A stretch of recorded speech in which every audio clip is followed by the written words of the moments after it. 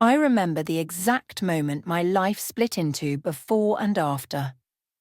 It was 12:17 a.m. on a Tuesday in March, and I was standing in my kitchen wearing an old college t-shirt and pajama pants, holding a glass of water I'd come downstairs to get because pregnancy insomnia had struck again. The house was silent, except for the hum of the refrigerator and the occasional creak of settling wood.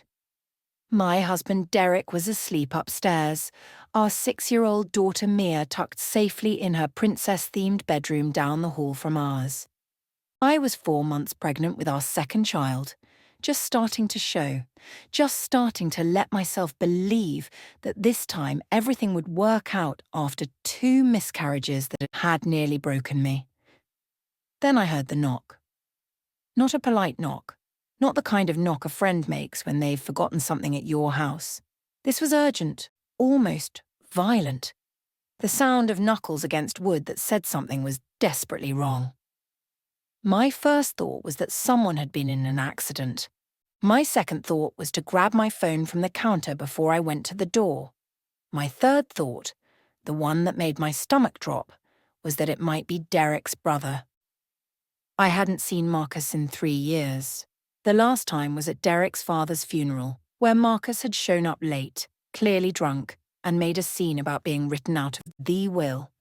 Derek had physically escorted him out of the funeral home while I'd stood there holding Mia, who'd been 3 at the time, trying to shield her eyes from the shouting match between her father and uncle.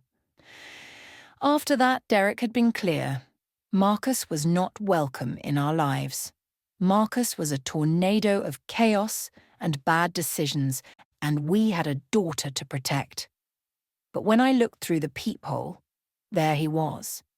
Marcus looked terrible. His hair was longer than I remembered, greasy and unkempt, and he had a wild look in his eyes that made my heart race. He was wearing a torn jacket over a stained shirt, and he kept looking over his shoulder like he expected someone to appear behind him at any moment.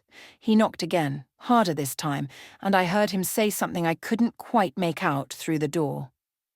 Every instinct told me not to open it, to go upstairs, wake Derek, let him handle his brother. But something in Marcus's face stopped me. It wasn't just desperation. It was terror. I unlocked the door but kept the chain on, opening it just enough to see him clearly. "Marcus, what are you doing here? It's after midnight." "Sarah." His voice cracked when he said my name. "Sarah, please. I need help. I need to talk to Derek. Please." "Derek's asleep. You can't just show up here in the middle of the night after 3 years of nothing. You need to leave." "I can't." He pressed his hand against the doorframe, and I saw that his fingers were trembling. "Sarah, please, I'm in serious trouble. I don't have anywhere else to go." "That's not my problem, Marcus. You made your choices." I know I screwed up, and I know Derek hates me. But please, just 5 minutes, just let me explain. If you want me to leave after that, I'll go. I swear." I should have said no. I should have closed the door and called the police if I was really worried about him. But standing there, looking at this broken man who shared my husband's eyes, my husband's jaw, I couldn't do it. Despite everything Marcus had done, despite all the stolen money and broken promises and lies, he was still Derek's brother. He was still family. 5 minutes, I said, sliding the chain off.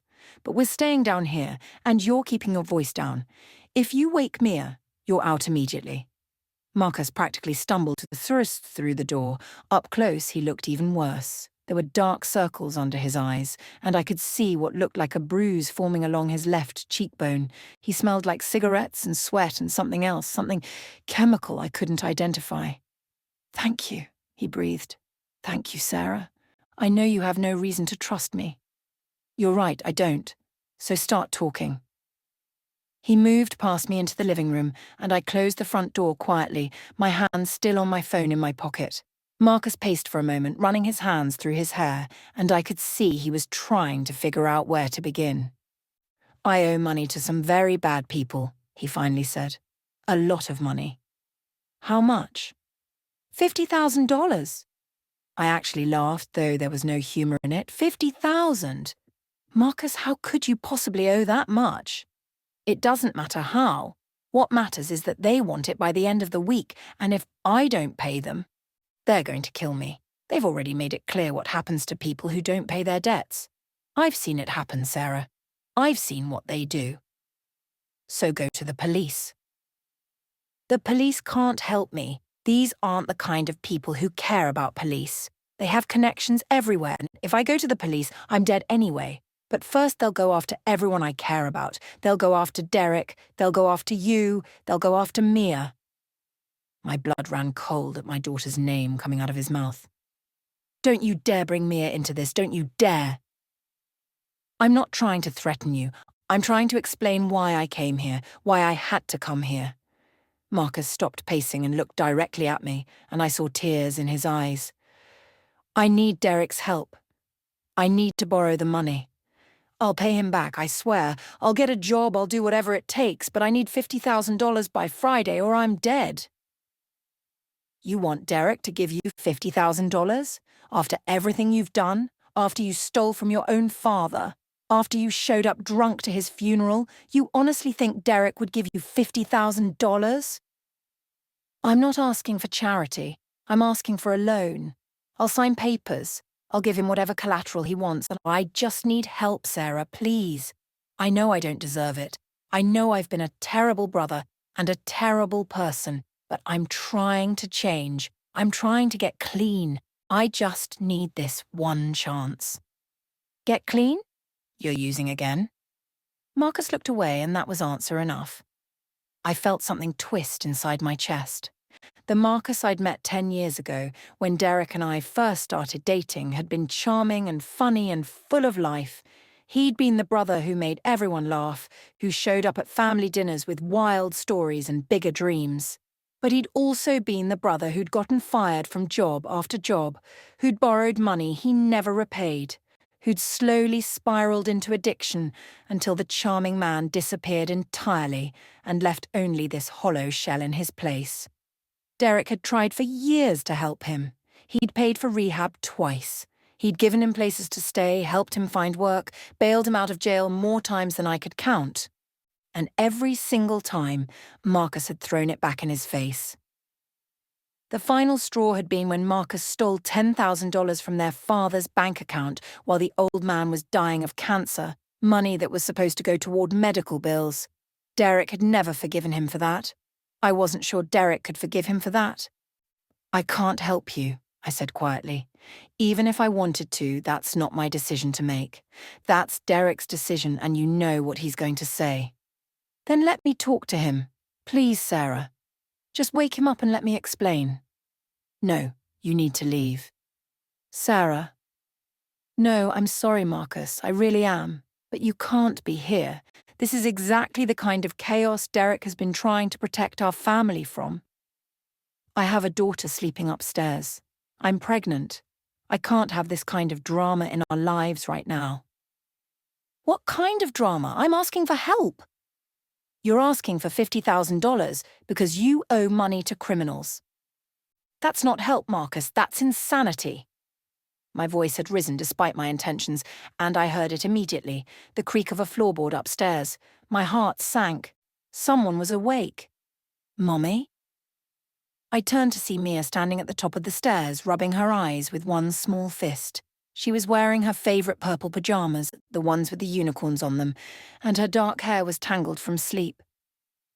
She looked so small standing there, so vulnerable, and I felt a surge of protective fury that Marcus had brought this to our doorstep. Baby, go back to bed, I said, trying to keep my voice calm and gentle. Everything's fine, But Mia wasn't looking at me. She was looking past me at Marcus, and I saw her eyes widen. Uncle Marcus? Marcus turned and his face transformed. Despite everything, despite the fear and desperation, he smiled at my daughter. Hey, Mia Bean, wow, you got so big. Are you here to play? Mia asked, starting down the stairs. Daddy said you went away. Mia, honey, Uncle Marcus was just leaving, I said quickly, moving to intercept her. It's very late and you need to be in bed. But I want to see Uncle Marcus. He used to give me piggyback rides. I remember, Marcus said softly. You used to laugh so hard. That's enough, I said sharply. I reached Mia and put my hands on her shoulders, turning her gently back toward the stairs. Say goodnight to Uncle Marcus. But Mia, my daughter heard the tone in my voice that meant I wasn't going to argue. Her lower lip trembled, but she whispered, "Good night, Uncle Marcus."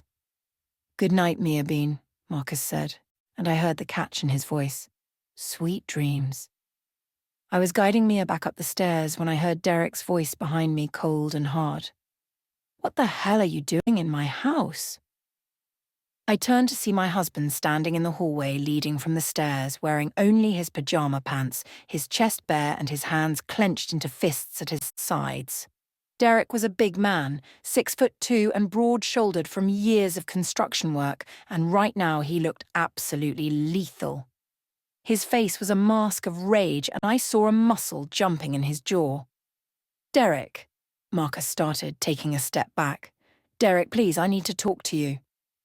I told you 3 years ago that if I ever saw you again, I'd break your jaw. Get out of my house." "Derek, just listen." "Get out." Derek advanced on his brother, and I saw Marcus's terror return in full force. "Derek, please, I'm in trouble. I need your help." "You're always in trouble. You always need help." "And I'm done. I'm done cleaning up your messes. I'm done giving you chances. I'm done watching you destroy everything you touch. You will get out of my house right now, or I will throw you out." "Derek, I owe $50,000 to people who will kill me if I don't pay them by Friday." Derek stopped moving. "What?" "I'm sorry. I'm so sorry. I never meant for things to get this bad, but they did. And now I'm in over my head, and I don't know what else to do. I need to borrow $50,000. I'll pay you back, I swear on my life, I'll—" "Are you high right now?" Derek's voice was dangerously quiet. Marcus hesitated a second too long. "Oh my God, you're high in my house, around my daughter, around my pregnant wife." Derek turned to me and I saw something in his eyes I'd never seen before, genuine fear beneath the anger. "Sarah, take Mia upstairs, lock your bedroom door, don't come out until I tell you." "Derek!" "Now, Sarah." I didn't argue. I picked up Mia, who was watching everything with wide, frightened eyes, and carried her quickly up the stairs. Behind me, I heard Derek's voice, low and furious, saying something I couldn't make out. Marcus responded, his words tumbling over each other in desperation. Mia buried her face in my shoulder. "Is Daddy mad at Uncle Marcus?" she whispered. "Daddy and Uncle Marcus need to have a grown-up conversation," I said, carrying her into our bedroom and setting her on the bed. "Why don't you stay here with Mommy for a little while?" "Is Uncle Marcus sick?" He looked sick. "I don't know, baby, maybe." "Will Daddy make him better?" I didn't know how to answer that. I sat down on the bed next to Mia and pulled her into my arms, and we sat there in the dim light from the hallway, listening to the voices downstairs rise and fall. I couldn't make out words anymore, just tone, and the tone was getting angrier. Then I heard something crash, and Mia flinched. "Stay here," I told her, standing up. "Don't move from this bed." "Mommy." "Stay here, Mia." I went to the bedroom door and looked down the stairs. The living room was visible from this angle, and what I saw made my stomach drop. Derek had Marcus pinned against the wall, one forearm across his brother's chest, his face inches from Marcus's. They were both shouting now, though I still couldn't make out the words. Derek's free hand was clenched in a fist at his side, and I knew my husband well enough to know that he was barely holding himself back from using it. "Derek!" I called down. "Derek, stop!" Neither of them heard me. Marcus was saying something, his hands up in a gesture of surrender, but Derek wasn't listening. He shoved Marcus harder against the wall, and I saw Marcus's head snap back against the plaster. "Derek!" I shouted again, starting down the stairs. "That's enough!" This time Derek heard me. He looked up, and for a second I didn't recognize him. The man looking at me had rage in his eyes, pure and undiluted, the kind of rage that could make people do things they'd regret forever. Then he blinked, and I saw him come back to himself. He released Marcus, who slumped against the wall, gasping. "Get out," Derek said again, but this time his voice was tired. "Get out, Marcus. Go to the police, go to rehab, go to hell for all I care. But get out of my house and don't ever come back." "They'll kill me, Derek." Marcus was crying now, tears streaming down his face. "These people will actually kill me. I'm your brother. I'm your only family left, please." "You stopped being my brother the day you stole from Dad. You stopped being my family the day you chose drugs over everyone who ever loved you. I have a real family now, and I will do anything to protect them from you." "I'm trying to change. I want to change." "You've said that before." "This time I mean it." "You've said that before too." Marcus wiped his face with his sleeve, leaving a smear of tears and snot across his cheek. He looked at me standing halfway down the stairs, and I saw something like resignation in his eyes. "Sarah, please, tell him." "Tell him what?" I asked. "Tell him I'm not lying. Tell him this is real. Tell him I'm going to die if he doesn't help me." I looked at Derek, who was still standing there with his fists clenched, his chest heaving. Then I looked back at Marcus, this broken man who'd once been the fun uncle who gave piggyback rides and made everyone laugh. I thought about the $50,000 he was asking for, money we'd saved carefully over years, money that was supposed to be for emergencies and college funds and the future we were building. I thought about the people Marcus said he owed, the threats he'd received, the danger he claimed was coming. And I thought about Mia, standing at the top of the stairs, watching all of this unfold. "I think you should go," I said quietly. "I'm sorry, Marcus, I really am, but Derek's right, we can't help you." "Not like this?" Something died in Marcus's eyes. He pushed himself off the wall and headed towards the front door, walking like a man going to his execution. Derek followed him, keeping distance between them, making sure he actually left. Marcus put his hand on the doorknob and paused. "I'm sorry," he said without turning around, "for everything. Tell Mia I said goodbye." Then he opened the door and walked out into the night. Derek stood in the doorway for a long moment, watching his brother disappear into the darkness. Then he closed the door, locked it, and leaned his forehead against the wood. I could see his shoulders shaking. "Derek," I said softly, "is Mia okay?" "She's in our room. She's scared, but she's okay." "Did she see everything?" "Most of it." Derek turned around, and I saw that his eyes were wet. "I'm sorry. I'm so sorry, Sarah. I never wanted her to see that. I never wanted any of this." "I know." "He's going to die, isn't he? If what he said is true, if he really owes that much money to those kind of people, they're going to kill him. Maybe, or maybe he was lying. Maybe he was just trying to manipulate you into giving him money. He's my brother. I know. The only family I have left." I went down the remaining stairs and wrapped my arms around my husband. He held me tight, his face buried in my hair, and I felt him take several deep, shuddering breaths. We stood like that for a long time, holding each other in the dim light of our entryway, while upstairs our daughter waited for us to tell her everything was going to be okay. "What do we tell Mia?" Derek finally asked. "The truth. That Uncle Marcus is sick and needs help, but we can't be the ones to help him.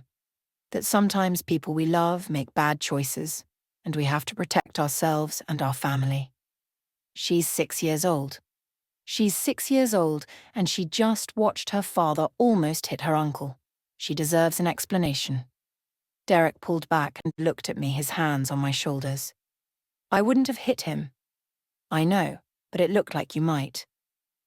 "I wanted to. God, Sarah, I wanted to so badly. The thought of him being high in our house, around Mia, around you while you're pregnant. I wanted to put him through that wall. But you didn't. You stopped yourself. Because you were there, because Mia was there. But what if next time I'm not strong enough to stop? There won't be a next time. Marcus is gone. Is he, though? You saw him, Sarah. You saw how desperate he was. What if he comes back? What if these people he owes money to come looking for him here? What if we're in danger now because he came to our door? I hadn't thought of that. The possibility sent ice through my veins. Do you think he'd really bring that kind of trouble to our house? I don't know what Marcus would do anymore. I used to think I knew him. I used to think there was still some part of the brother I grew up with buried under all the addiction and lies. But looking at him tonight, I realized I don't know that person anymore. I don't know what he's capable of. We stood there in silence for a moment, both of us processing what had just happened. Then Derek's phone rang. It was still upstairs, but we could hear it buzzing from the bedroom. Derek and I looked at each other. Who would be calling at this hour? I asked. I don't know. We went upstairs together. Mia was still sitting on the bed where I'd left her, her knees pulled up to her chest, her eyes tracking us as we entered. Derek's phone was on his nightstand, still buzzing. He picked it up, looked at the screen, and his face went pale. Who is it? I asked. Unknown number. Don't answer it. But Derek was already swiping to accept the call. He put the phone to his ear. Hello? I watched my husband's face as he listened to whoever was on the other end. His expression shifted from confusion to shock to something that looked like dread. The call lasted maybe 30 seconds. When it ended, Derek lowered the phone slowly, staring at it like he couldn't quite believe what he'd just heard. Derek, what is it? He looked at me, then at Mia, then back at me. That was someone asking for Marcus. They said they knew he was here. They said they'd been watching him, and they saw him come into our house. My blood ran cold. What else did they say? They said that if Marcus didn't pay what he owed by Friday, they'd come collect from his family instead. Derek's voice was flat, emotionless, like he was in shock. They said they'd start with Mia. The room seemed to tilt around me. I heard Mia make a small, frightened sound, and I realized she'd heard everything. Derek realized it too, and he quickly tried to backtrack. They didn't mean it, sweetie. They were just trying to scare Daddy. Nobody's going to hurt you. But Uncle Marcus owes them money, Mia said in a small voice. And we don't have money to give them. We're going to figure this out, Derek said, but I could hear the uncertainty in his voice. Nobody's going to hurt anybody. I promise. I knew he shouldn't make promises he might not be able to keep, but I also knew our daughter needed to hear those words right now. So did I. I sat down on the bed and pulled Mia into my lap, holding her tight. Can you sleep in here tonight? Mia asked. I don't want to be alone. Of course, baby, I said. We'll all sleep in here tonight. Derek was already moving to the bedroom window, pulling the curtain aside to look out at the street. I don't see anyone out there. They might have left after they called. Or they're watching from somewhere we can't see. Derek let the curtain fall and turned to face me. Sarah, I think we need to call the police. And tell them what? That your brother showed up asking for money and now someone called making threats? Yes, exactly that. Derek, the police can't do anything about threats. They can't protect us from people we can't identify. And if we get the police involved, Marcus is probably going to end up arrested. Is that what you want? I want my family safe, that's all I want. Then we need to think this through. We need to figure out who these people are and what they actually want. They want $50,000, which we don't have. That wasn't strictly true. We had savings, but most of it was tied up in retirement accounts and college funds.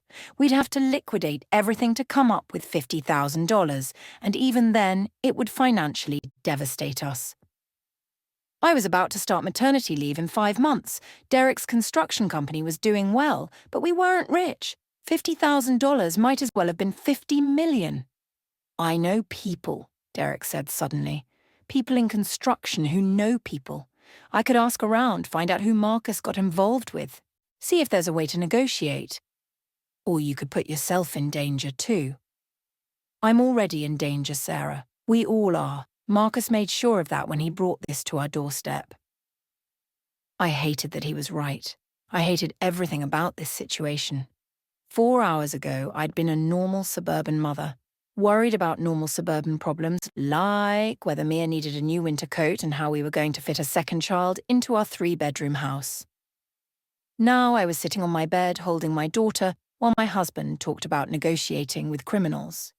"We need to sleep on this," I said finally. "It's almost 2 in the morning. We're all exhausted and scared, and we're not going to make good decisions like this.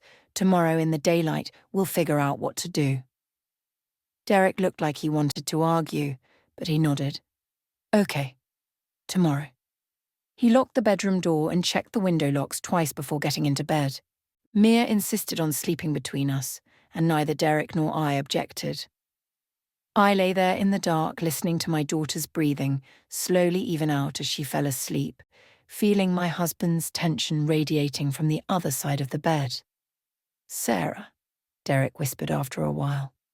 "Yeah, I should have helped him. Years ago, I should have tried harder. Maybe if I'd been a better brother, Marcus wouldn't have ended up like this." "You tried, Derek. You tried so many times. You can't save someone who doesn't want to be saved." "But what if this was his real chance?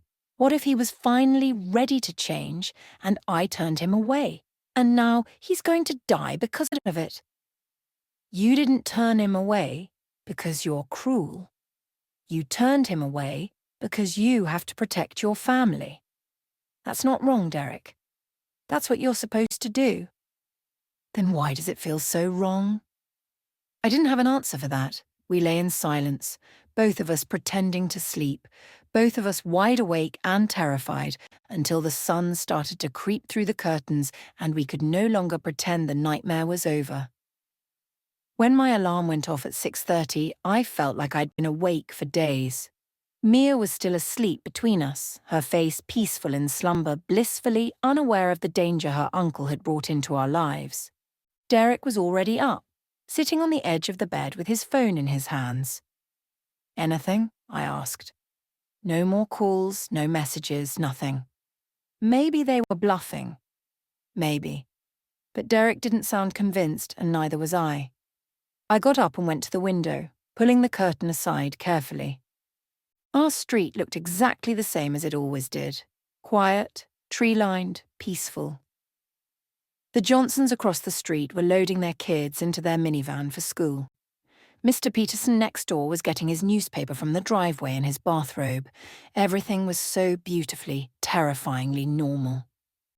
"I'm going to call in sick to work," Derek said. "I don't want to leave you and Mia alone today." "Derek, you can't just stop your life because of this. Watch me." Us? I knew there was no point in arguing. The truth was, I didn't want him to leave either. The thought of being alone in this house with Mia, while whoever had called last night might be out there watching, made my skin crawl. "Okay," I said. "But we need to figure out a plan. We can't just hide in our house forever." "I know. I'm going to make some calls this morning, see if I can find out anything about who Marcus might have gotten involved with. There are only so many serious operations in this area. Someone has to know something." Mia stirred between us, her eyes fluttering open. "Mummy?" "Hey, sweetie, how did you sleep?" "Okay, are we safe now?" The question broke my heart. "We're safe, baby. Daddy and I are making sure of it." She sat up, her hair sticking up at odd angles. "Is Uncle Marcus okay?" Derek and I exchanged a look. "We don't know, honey," Derek said carefully. "But Uncle Marcus is a grown-up and he has to take care of himself. But you're worried about him, I can tell." She was too perceptive for her own good. "Uncle Marcus made some bad choices," I said. "And now he has to deal with the consequences of those choices. That's what happens when you're a grown-up." "Did we make a bad choice by not helping him?" "No, baby. We made the right choice for our family." But even as I said it, I wasn't sure I believed it. The rest of the morning passed in a strange, tense fog. Derek made his calls while I got Mia ready for school, though I was seriously considering keeping her home. In the end, I decided routine was important, and Mia's school had good security. She'd probably be safer there than at home with me. I was packing her lunch when my phone rang. Unknown number. My hand froze on the apple I was slicing. Derek appeared in the kitchen doorway immediately, his own phone in his hand. Don't answer it. What if it's important? Sarah, please. But I was already swiping to accept, my heart pounding. Hello? Mrs. Mitchell, a woman's voice, professional, slightly concerned. This is Linda from Mercy General Hospital. I'm calling about Marcus Mitchell. He was brought in about an hour ago and your husband is listed as his emergency contact. The apple fell from my hand and hit the floor with a soft thud. Is he alive? He's alive, but he's in critical condition. Are you able to come to the hospital? There are some decisions that need to be made, and we need family here. What happened to him? I really can't discuss details over the phone. Can you come to the hospital? I looked at Derek, who was watching me with wide eyes. We'll be there as soon as we can, I said, and ended the call. What is it? Derek asked. What happened? Marcus is in the hospital. Critical condition. They won't tell me what happened, but they need us there. Derek's face went through several expressions in rapid succession. Shock, fear, anger, and finally, something that looked like resigned determination. I'll get my keys. Derek, we can't both go. Someone needs to take Mia to school. You take Mia to school. I'll go to the hospital. No, I should go with you. We'll drop Mia off together. We were both talking faster now, the urgency of the situation overriding everything else. Mia appeared in the kitchen doorway, her backpack on. Is Uncle Marcus hurt? We don't know yet, sweetie, I said, trying to keep my voice calm. But Daddy and I need to go check on him. We're going to drop you at school first, okay? Can I come see him too? Not right now, but maybe later. The drive to Mia's school was silent except for her questions from the back seat, which we deflected as gently as we could. When we pulled up to the drop-off line, I got out and walked her to the door, kneeling down to her level. Be good today, okay? Daddy or I will pick you up at 3. Is Uncle Marcus going to die? The question was so blunt, so childishly direct, that it took my breath away. I don't know, baby, I hope not. I hope not too. Even though Daddy's mad at him, I still love him. I know you do. It's okay to love someone even when they make mistakes. I hugged her tight and watched her walk into the school building, her purple backpack bouncing with each step. Then I got back in the car with Derek, and we drove to Mercy General, in silence. The hospital was a 15-minute drive from Mia's school, 15 minutes during which my mind raced through every possible scenario. What had happened to Marcus? Had someone hurt him? Had he hurt himself? Was this connected to the people he owed money to? Or was it something else entirely? We parked and practically ran into the emergency room. The woman at the desk directed us to the ICU on the 3rd floor, where a nurse met us at the door. She was young, with kind eyes and a tired smile. Mr. Mitchell? Mrs. Mitchell. I'm Jennifer, Marcus's nurse. Thank you for coming so quickly. What happened to him? Derek asked immediately. The woman on the phone said he was in critical condition. He was beaten severely, Jennifer said, her voice gentle but matter-of-fact. Someone called 911 from a convenience store about 3 blocks from here, around 5 this morning. Marcus was found in the alley behind the store. He has multiple broken ribs, a fractured skull, internal bleeding, and significant bruising. He's stable now, but the next 24 hours are critical. Derek's face had gone pale. Did they catch whoever did this? The police are investigating. They'll want to talk to you when you're ready, Jennifer paused. There's something else you should know. When the paramedics brought him in, Marcus was conscious for a few moments. He kept saying something about Friday, about not having enough time. Does that mean anything to you? Derek and I looked at each other. Can we see him? I asked. Of course, follow me. She led us down a hallway to a room at the end. Through the window I could see Marcus lying in a bed, hooked up to what seemed like a dozen different machines. His face was so swollen and bruised I barely recognized him. One eye was completely shut, and there were stitches across his forehead. His chest rose and fell in shallow, laboured breaths. "Oh God," Derek whispered. We went into the room. The beeping of the monitors seemed impossibly loud in the quiet space.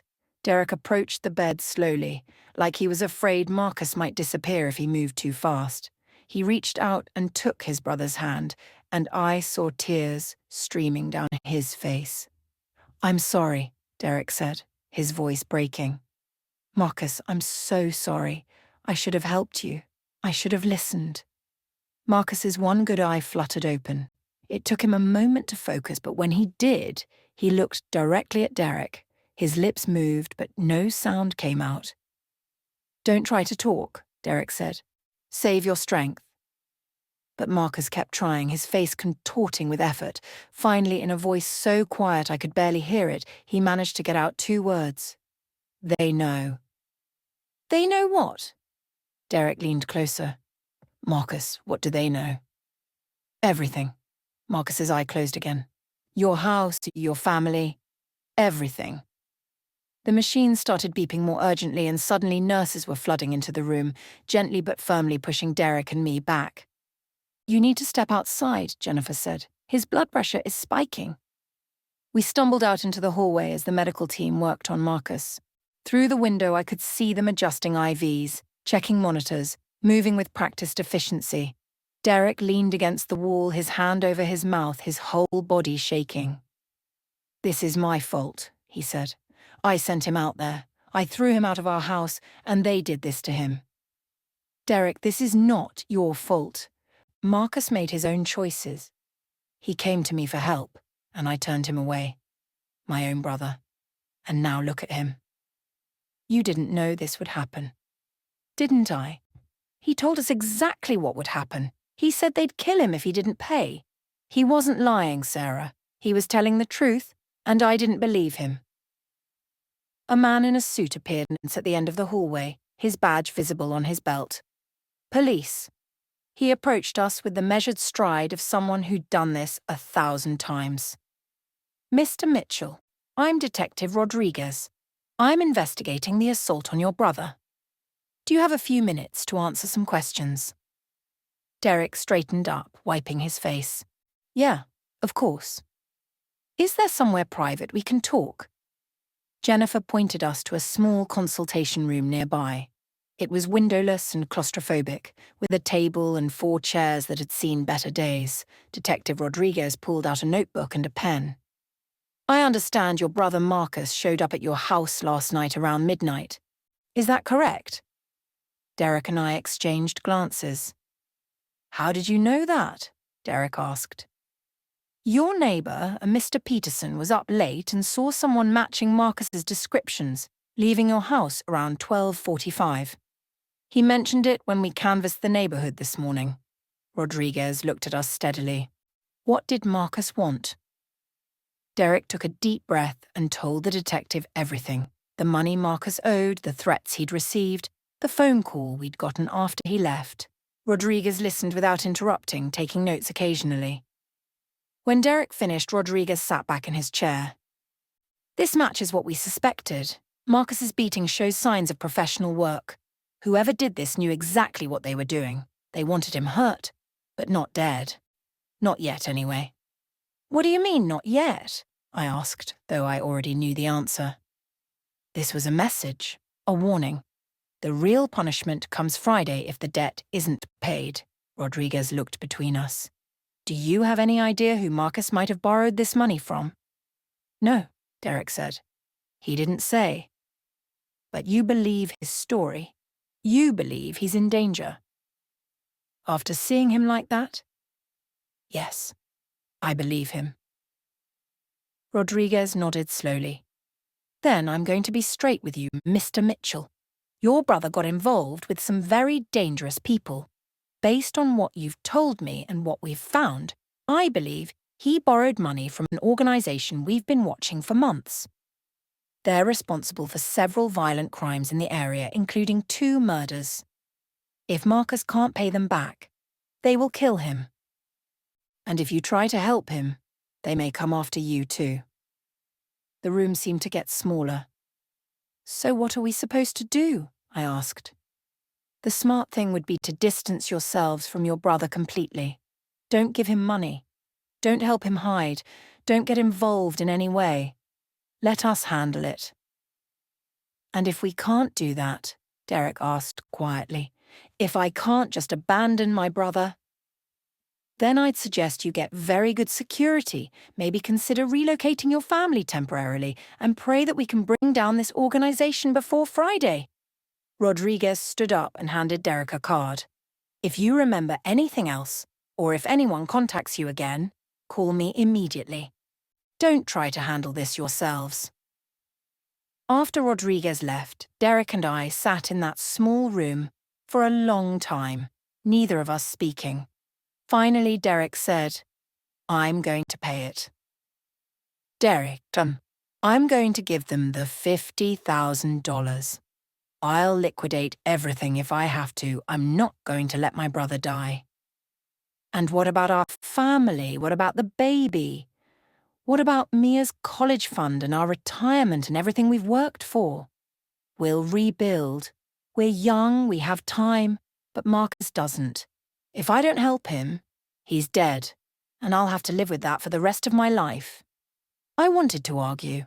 I wanted to point out that this was exactly what Marcus had done his entire life, create chaos and expect other people to clean it up. I wanted to remind Derek of all the times his brother had betrayed him, stolen from him, lied to him. But looking at my husband's face, seeing the anguish there, I knew this wasn't really about the money. It was about Derek's soul, about the kind of man he wanted to be. Okay, I said quietly. We'll figure out how to get the money. Really? Really? But Derek, if we do this, we need guarantees. We need to make sure these people leave us alone after the debt is paid. We need to protect Mia. I'll make sure of it. I'll do whatever it takes. We left the hospital an hour later, after checking on Marcus one more time. He was sleeping now, his condition stable but precarious. The doctors said the next few days would tell them whether he'd make a full recovery or if there would be permanent damage. Derek arranged to be called with any changes in his brother's condition. On the drive home, my phone rang. School. My heart jumped into my throat as I answered. Hello? Mrs. Mitchell. This is Principal Carson. I'm afraid there's been an incident with Mia. The world tilted. What kind of incident? Is she hurt? She's fine physically, but she's very upset. A man approached her during recess and tried to talk to her through the fence. He told her to give you and your husband a message. My vision blurred at the edges. What message? He said, and I'm quoting Mia here, "Tell your parents Friday is coming." Derek pulled the car over so abruptly that the tires squealed against the pavement. He grabbed the phone from my hand. Did anyone see this man? Did you call the police? Principal Carson's voice remained steady, professional, though I could hear the concern beneath it. One of our recess monitors saw the interaction and intervened immediately. The man ran before she could get close enough to identify him clearly. We've already contacted the police and they're reviewing our security footage now. Mr. Mitchell, Mrs. Mitchell, I need you to come to the school right away. We were there in 8 minutes, a drive that should have taken 15. Derek didn't speak the entire way, but I could see his knuckles white on the steering wheel, could see the muscle jumping in his jaw. I kept my hand on my belly, feeling the small flutter of our unborn child, thinking about how quickly safety could become an illusion. The school's main office was crowded when we arrived. Principal Carson was there, along with 2 police officers, the recess monitor who'd witnessed the incident, and Mia's teacher, Mrs. Patterson. and Mia herself sitting in a chair that was too big for her legs swinging, her face tear-stained but determined. "Mommy, Daddy!" She jumped up and ran to us, and Derek scooped her into his arms, holding her so tight I thought he might never let go. "Are you okay, baby?" I asked, smoothing her hair back from her forehead. "Did that man hurt you?" "No, he just talked to me through the fence. He seemed nice at first. He said he knew Uncle Marcus." Derek set her down gently and knelt to her level. "Mia, sweetheart, I need you to tell me exactly what he said. Can you do that?" She nodded solemnly. "He said his name was Ray. He said he was Uncle Marcus's friend and that Uncle Marcus was in trouble. He said you and Mommy could help Uncle Marcus by remembering that Friday is coming. Then Mrs. Chen started walking over, and he ran away really fast." One of the police officers stepped forward. "We've got the footage pulled up if you'd like to see it." They led us to Principal Carson's computer, where grainy black and white security footage showed the playground from above. I watched Mia playing near the fence with two other girls. Then a figure appeared on the other side, tall and thin, wearing a baseball cap pulled low. He gestured to Mia, and after a moment's hesitation she approached the fence. They spoke for maybe 30 seconds before Mrs. Chen, the recess monitor, started towards them. The man turned and jogged away, disappearing around the corner of the building. "Can you zoom in on his face?" Derek asked. "We tried. The angle and the cap make it impossible to get a clear look. We can see he's white, maybe 5'10" or 5'11", slim build. That's about it." "What about a vehicle?" "We're checking footage from the street cameras, but so far, nothing." Derek turned to Detective Rodriguez, who had arrived while we were watching the footage. "You said you've been watching this organization. You must know who they are. Give me names." "Mr. Mitchell, I can't—" "Give me names." Derek's voice cracked like a whip and everyone in the room flinched. "They came to my daughter's school. They threatened my 6-year-old child. I want to know who I'm dealing with." Rodriguez looked at him for a long moment, then sighed. "Come with me, Mrs. Mitchell. You and Mia should stay here." "No," I said firmly. "If this involves our family, I need to know." We left Mia with Mrs. Patterson and followed Rodriguez out to the hallway. He pulled out his phone and showed us a photo of a man in his 40s, hard-faced and cold-eyed. "This is Victor Molina. He runs a loan sharking and extortion operation out of a legitimate used car dealership on the east side. We've been building a case against him for 2 years, but he's careful. Nothing sticks. He's got lawyers, accountants, people who cover his tracks." "Is he the one Marcus owes money to?" Derek asked. "Almost certainly. Marcus was seen at Molina's dealership several times over the past 6 months. We believe he started with small loans and then got in over his head the way Molina likes to operate. The initial loan is reasonable, but the interest compounds daily. And suddenly, 5,000 becomes 50,000. And the man who approached Mia?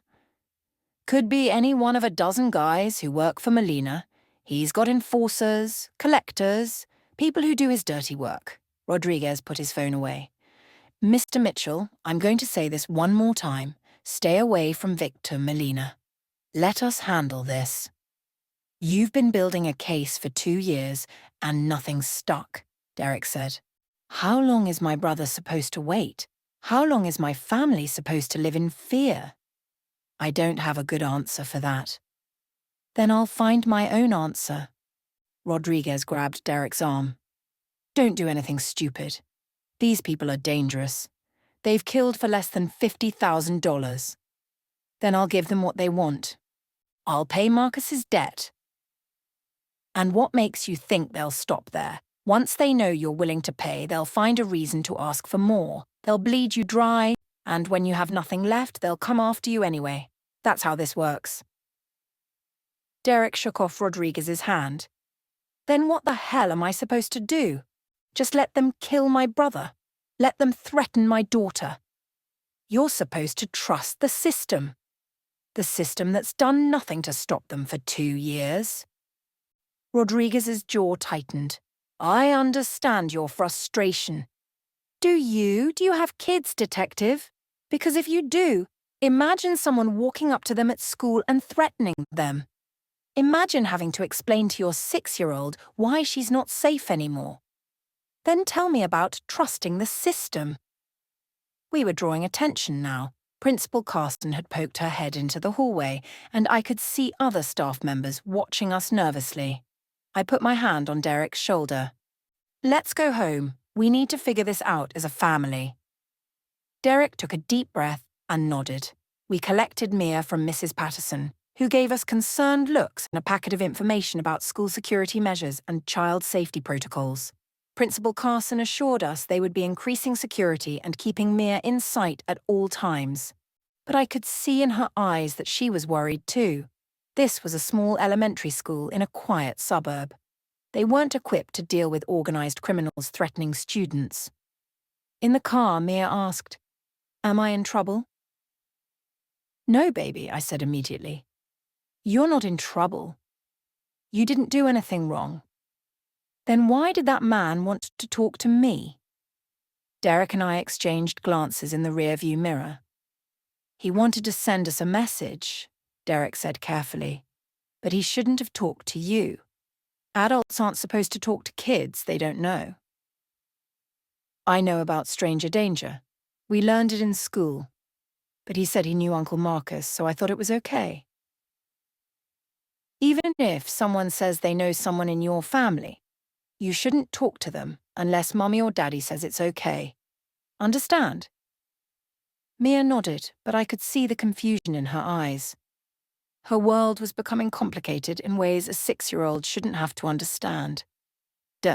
When we got home, Derek immediately went to his office and started making calls. I tried to keep Mia occupied with lunch and her favorite movie, but she kept asking questions I couldn't answer. Why was Uncle Marcus in trouble? Why did those men want to hurt him? Were they going to hurt us too? I was saved from answering when Derek emerged from his office, his face set in grim determination. "I talked to the bank. I can have $50,000 in cash by tomorrow morning. I'm going to pay off Marcus's debt." Just like that. Just like that. We're cashing out the emergency fund, taking a loan against my 401k, and using the money we'd saved for the house addition. It'll wipe us out financially, but we'll survive. And then what? You're just going to walk up to these people and hand them the money? I'm going to contact them through the dealership, make it official, get some kind of receipt or proof that the debt is paid. Derek, these aren't legitimate businessmen. They're criminals. What makes you think they'll honor any kind of agreement? Because if they don't, I'll go to the police with everything. They know that. Rodriguez said they've been careful, that they don't want too much heat. If I pay the debt, and they still come after us, that's heat they don't need. It was logical, but logic didn't always apply when dealing with dangerous people. Still, what choice did we have? I couldn't see any other option that didn't end with Marcus dead and our family in danger. "Okay," I said, "but I'm coming with you when you do it." "Absolutely not. I'm not putting you in danger." "Derek, I'm already in danger. We all are. And I'm not letting you walk into this alone." We argued about it for another hour, but in the end, Derek agreed. We arranged for my mother to pick up Mia after school the next day and keep her overnight. We didn't tell her why, just that we had some urgent business to handle. My mother, bless her, didn't ask too many questions. She could hear the stress in my voice and simply said she'd be there. That evening, while Mia was having her bath, my phone buzzed with a text from an unknown number. "Smart move paying the debt. Friday 3 p.m. Victor's Auto Sales. Come alone." My hands shook as I showed it to Derek. "They're watching us," I said. "They know we went to the bank. They know our plans. Or they just assumed we'd pay. Either way, we're doing this tomorrow." "The text says come alone." "I don't care what it says. We're going together." That night, neither of us slept. We lay in bed listening to every sound, every creak of the house settling, every car passing on the street. Around 2 in the morning, Derek got up and went downstairs. I heard him moving around, checking locks, looking out windows. When he came back to bed, he wrapped his arms around me from behind, his hand resting on my small baby bump. "I'm going to fix this," he whispered into my hair. "I'm going to keep you safe, all of you." I wanted to believe him. I needed to believe him. The next morning came too quickly.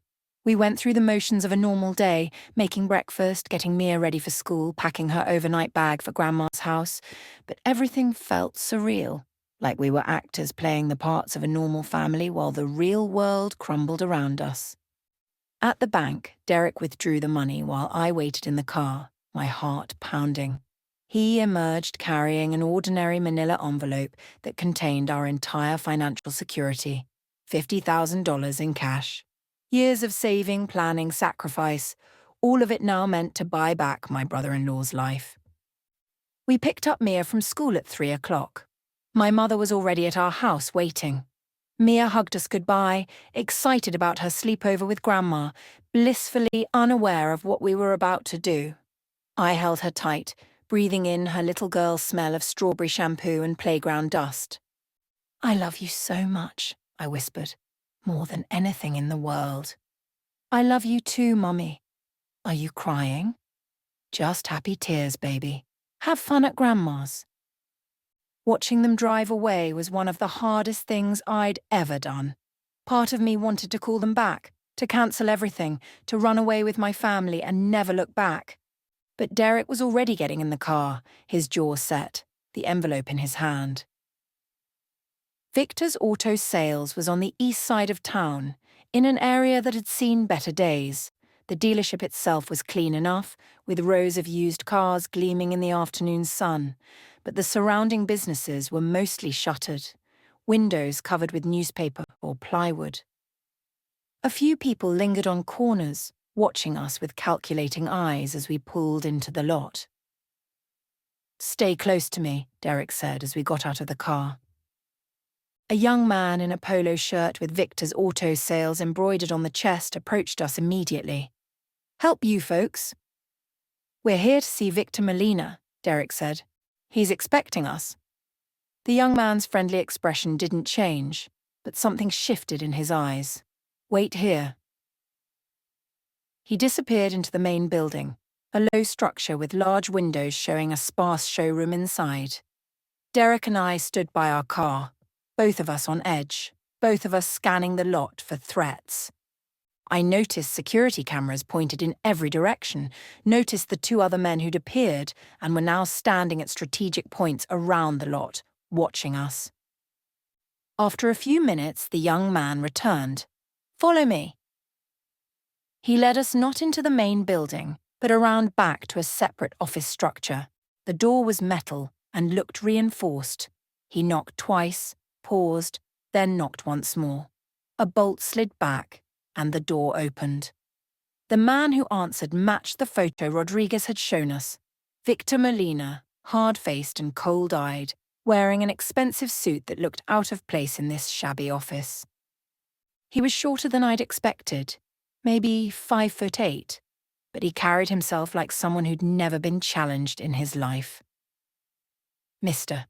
and Mrs. Mitchell," he said, his voice surprisingly cultured. "Please, come in." The office was actually nice inside, furnished with leather chairs and a mahogany desk that probably cost more than our car. There were photographs on the walls, Victor with various local politicians, Victor cutting ribbons at charity events, Victor accepting an award from the Chamber of Commerce. The cognitive dissonance was staggering. "I'm a legitimate businessman," Victor said, noticing me looking at the photos. "The loan arrangements I make are perfectly legal. High risk, certainly. High interest, absolutely. But legal." "You beat my brother half to death," Derek said flatly.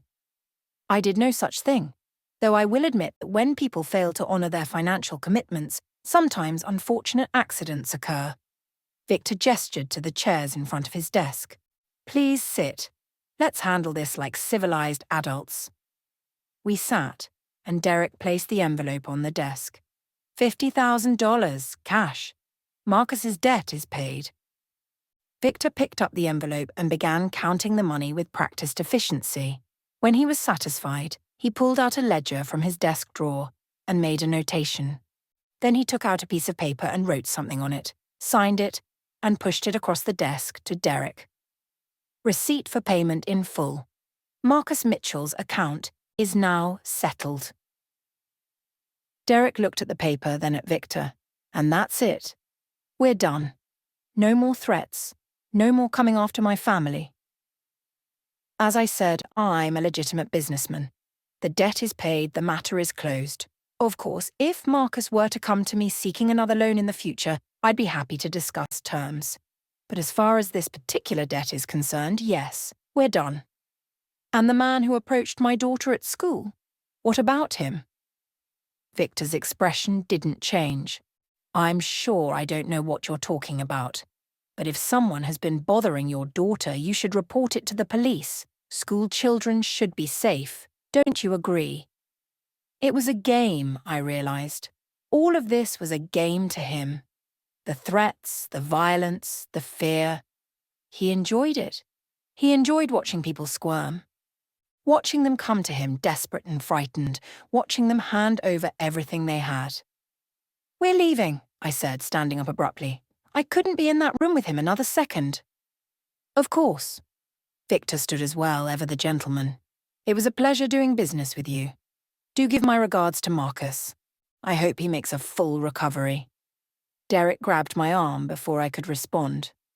We walked out of that office, past the men watching us, through the lot to our car. Neither of us spoke until we were back on the main road, heading away from that place. It's over, Derek said, though he didn't sound convinced. Is it? The receipt is legal. If he comes after us now, we have proof we paid. We can go to the police. If he comes after us, a piece of paper isn't going to help. Derek didn't argue because he knew I was right. We drove in silence back toward the hospital where Derek wanted to check on Marcus and tell him the debt was paid. I wanted to pick up Mia from my mother's and hold her close and pretend the last 48 hours had been a nightmare. But when we arrived at the hospital, Jennifer, the nurse, met us at the ICU doors with a concerned expression. Mr. Mitchell, Mrs. Mitchell, I'm glad you're here. Marcus woke up about an hour ago, and he's been asking for you. But I need to warn you. He's very agitated. Is he okay? Derek asked. Physically, he's improving, but mentally, emotionally, he's not in a good place. He keeps saying things about danger, about it not being over. The doctors are concerned he might be experiencing some psychological trauma from the attack. We went into Marcus's room. He looked marginally better than yesterday, though that wasn't saying much. His swelling had gone down slightly and both eyes were open now, though one was still badly bruised. He was sitting up in bed, and when he saw us, he tried to get up. Whoa, easy, Derek said, rushing to his bedside. You're still hurt. Don't try to move. Derek. Marcus grabbed his brother's arm with surprising strength. Derek, you have to listen to me. You have to get Sarah and Mia out of town. Today. Right now. It's okay, Marcus. I paid your debt. $50,000. It's over. Marcus's face went pale. You paid? You actually paid them? Yes, we just came from Victor's. He gave me a receipt and everything. Your debt is settled. Oh, God. Marcus's head fell back against the pillow and he started laughing, a horrible, bitter sound. Oh, God, Derek, what have you done? What are you talking about? I saved your life. You didn't save anything. You just signed your own death warrant. Marcus looked at me, his eyes filled with something that looked like pity. Sarah, I'm so sorry. This is all my fault. I never should have come to your house. Marcus, what are you talking about? I asked, fear creeping up my spine. Derek paid the debt. Victor said it was over. Victor always says it's over. But it's never over. That's how he works. He finds people who are desperate, people who'll do anything to protect their families. He gets them to pay, to prove they have access to money. And then, Marcus's voice trailed off. Then what? Derek demanded. Then he squeezes harder. He finds a reason the debt isn't really paid. Interest that wasn't calculated correctly. Fees that weren't mentioned. Damages for the trouble caused. It never ends, Derek. Once he knows you're willing to pay, he owns you. The room seemed to spin around me. No, he gave us a receipt. He said the debt was settled. That receipt isn't worth the paper it's written on. In a few days, maybe a week, he'll contact you again. He'll say there was a mistake, that I actually owed more, that the $50,000 only covered part of it. And if you don't pay, he'll threaten Mia again. He'll threaten Sarah, threaten the baby. He'll never stop. Derek's face had gone white. You knew this. When you came to our house, you knew this is what would happen. No, I thought maybe if you paid right away, if you went to the police, there'd be a way out. I didn't think you'd actually give him the money without protection. Derek, I never wanted this for you. But you brought it to our door anyway. Derek's voice was deadly quiet. You brought these people into our lives, put my family in danger, and for what? What did you even borrow the money for, Marcus? Drugs, gambling? What was worth destroying everything? Marcus looked away. It doesn't matter. It matters to me. I was trying to get clean, Marcus shouted, then winced from the pain in his ribs. Okay. I was trying to get clean. I met someone at a meeting, a woman. She was sober 6 years, had her life together, and she saw something in me worth saving. We started dating. I wanted to be better for her. I wanted to be the man she thought I could be. And? Derek prompted. And I needed money to pay for treatment. Real treatment, not the government programs that just warehouse you for 30 days and send you back out. I needed a long-term facility, therapy, medication. It was going to cost $20,000. I didn't have it, and I couldn't ask you after everything I'd done. So I went to Victor. For $20,000, I said. But you owed $50,000. The interest compounds daily. By the time I realized what I'd gotten into, it was too late. And then Claire found out I'd borrowed money from a loan shark. She said she couldn't be with someone who made those kinds of decisions. She left. And without her, without that reason to stay clean, I started using again. Which meant I couldn't work, which meant I couldn't pay Victor. And here we are. The tragedy of it was almost poetic. Marcus had tried to change, tried to be better, and his attempt to save himself had instead destroyed everything, including dragging Derek and me down with him. There has to be a way out, Derek said. Rodriguez said they're building a case. If we testify against Victor, if we help the police, they'll kill you before you ever get to trial, Marcus interrupted. That's what happened to the last person who tried to testify. They found him in his house, along with his wife and 2 kids. Whole family dead. The case fell apart, without a witness. I felt like I was going to be sick. This couldn't be happening. This couldn't be real. 2 days ago, my biggest worry had been whether to paint the nursery blue or yellow. Now I was hearing about entire families being murdered. Then what do we do? I asked, hearing the desperation in my own voice. There has to be something, some way to protect our family. Marcus was quiet for a long moment. Then he said, there might be. One way. But you're not going to like it. Tell us, Derek said. Run. Take Mia. Take Sarah. Empty what's left of your bank accounts and run. New city, new state, new identities if you can manage it. Disappear before Victor realizes he can keep milking you. It's the only way. We can't just disappear, I protested. I'm 4 months pregnant. Derek has a business. Mia has school, friends, a life. We can't just uproot everything. Better than being dead. There has to be another way. There isn't. Victor Molina doesn't lose. The only people who ever escape him are the ones who run, and even some of them don't make it. He has connections in 3 states, maybe more. You'd have to go far and stay hidden. Derek was pacing now, his hands in his hair, his face a mask of anguish.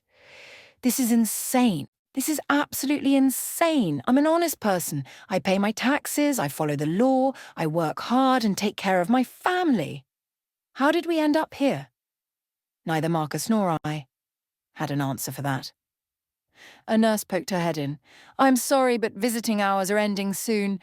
Also, there's a detective here who'd like to speak with Marcus. Rodriguez. He must have been notified that Marcus was awake. Derek and I stepped out into the hallway as the detective went in. Through the window, we could see him talking to Marcus, taking notes. Marcus was animated, gesturing, clearly telling Rodriguez everything. Maybe he can help, I said hopefully. Maybe if Marcus tells him everything, the police can protect us. You heard what Marcus said. The last family that tried to testify was killed. All of them. But what else can we do? We can't run, Derek. I won't let these people drive us from our home. Then we fight. How? We're not criminals. We don't know how to fight people like this. Then we learn. Rodriguez emerged from Marcus's room 20 minutes later, his face grim. He gestured for us to follow him to the same consultation room as before. Once we were seated, he pulled out his notebook. Marcus told me everything, about the debt, about you paying it, about Victor's pattern of extortion. He also told me he thinks you're in danger. Are we? Derek asked bluntly. Rodriguez hesitated. Probably. If Victor follows his usual pattern, he'll contact you again within the week. He'll claim there are additional fees or that the initial debt calculation was wrong. He'll ask for more money, and the demands will escalate. Can you stop him? Not immediately. We need evidence, and right now all we have is Marcus's testimony. That might be enough to get a warrant, but Victor's lawyers will tie it up in court for months, and in the meantime, he'll keep operating. What about witness protection? I asked.